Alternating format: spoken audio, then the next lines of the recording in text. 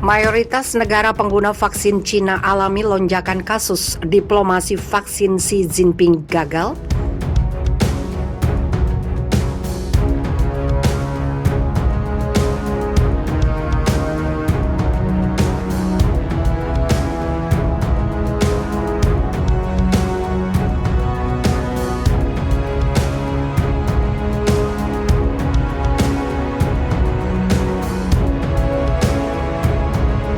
Cina menjadi salah satu produsen vaksin COVID-19 terbesar di dunia dan telah memasok lebih dari 400 juta dosis ke berbagai negara, baik melalui bantuan maupun komersial. Dengan banyaknya bantuan yang diberikan, diplomasi vaksin Cina layak diacungin jempol. Sebagai negara yang pertama yang mengidentifikasi COVID-19, Cina mengubah citranya menjadi negara penolong. Namun diplomasi vaksin Cina terancam gagal dengan munculnya berbagai persoalan mengenai vaksin buatannya. Dari laporan India Naratif pada Sabtu 17 Juli, sebagian besar negara pengguna vaksin COVID-19 made in China seperti Sinovac dan Sinopharm saat ini justru tengah dilanda gelombang kedua. Mulai dari Seychelles, Bahrain, Mongolia, Chili, hingga Indonesia yang menggunakan vaksin buatan Cina sebagai vaksin utama dilaporkan tengah menghadapi gelombang kedua COVID-19 yang mematikan.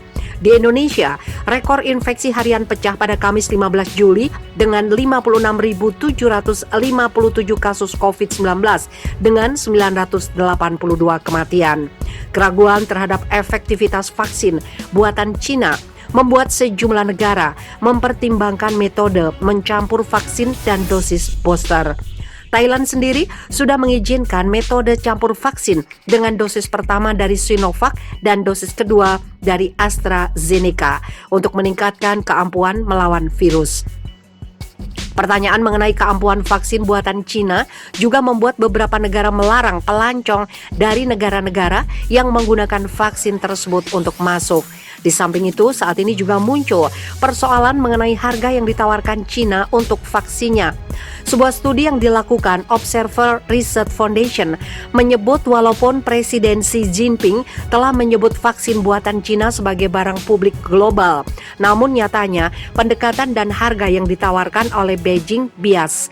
Laporan tentang diplomasinya yang bersifat preferensial terhadap beberapa pihak telah menyebabkan banyak kegemparan. Agaknya Sri Lanka membayar $15 Amerika Serikat per dosis untuk Sinopharm, sementara Nepal dan Bangladesh hanya membayar $10 Amerika Serikat per dosis, kata studi ORF. Menurut ORF, dengan banyaknya tanda tanya terhadap vaksin buatan Cina justru memicu ketidakpercayaan global terhadap Beijing.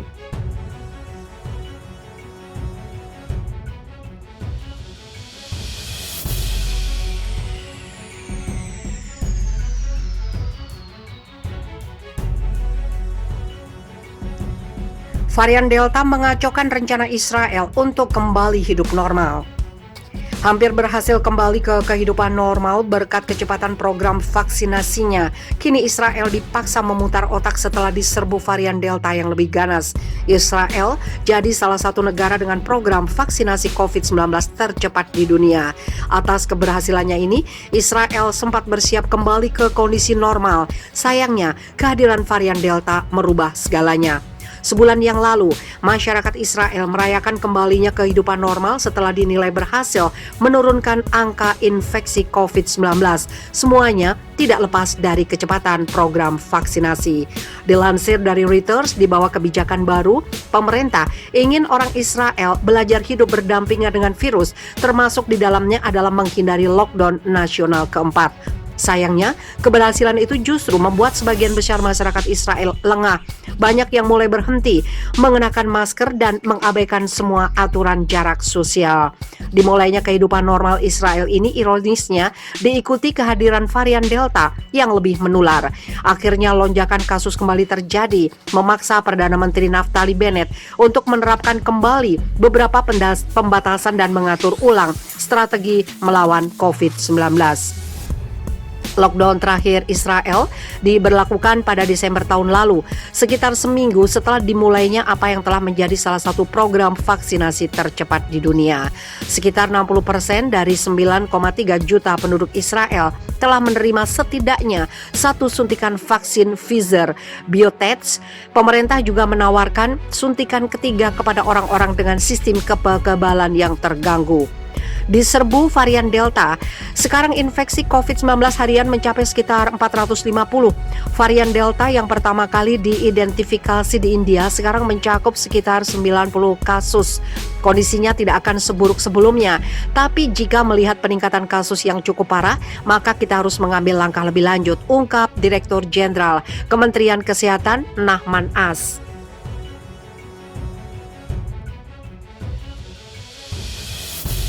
Sejalan dengan itu, Ran Baliser, Ketua Panel Ahli Pemerintah tentang COVID-19 mengatakan, Israel rata-rata memiliki sekitar 5 kasus virus yang parah dan 1 kematian per hari dalam seminggu terakhir. Padahal sebelum varian Delta muncul, Israel sama sekali tidak mencatat satupun kematian terkait COVID-19 dalam 2 minggu terakhir. Memperhatikan dampak varian Delta, Baliser menyatakan panel menyarankan agar berhati-hati atas penghapusan pembatasan. Beberapa penelitian menunjukkan meskipun tinggi, efektivitas vaksin Pfizer-BioNTech terhadap varian Delta lebih rendah dari strain virus corona lainnya. Sebelum varian Delta masuk, Israel telah memperkirakan 75% dari populasi perlu divaksinasi untuk mencapai herd immunity. Sekarang estimasi ambang batasnya naik menjadi 80%. Tugas Israel semakin berat setelah pada Juni lalu melaporkan efektivitas vaksin Pfizer dalam mencegah infeksi dan penyakit bergejala turun menjadi 64%. Varian Delta virus corona dipastikan akan menjadi tantangan pertama PM Bennett yang baru menjabat sekitar 1 bulan.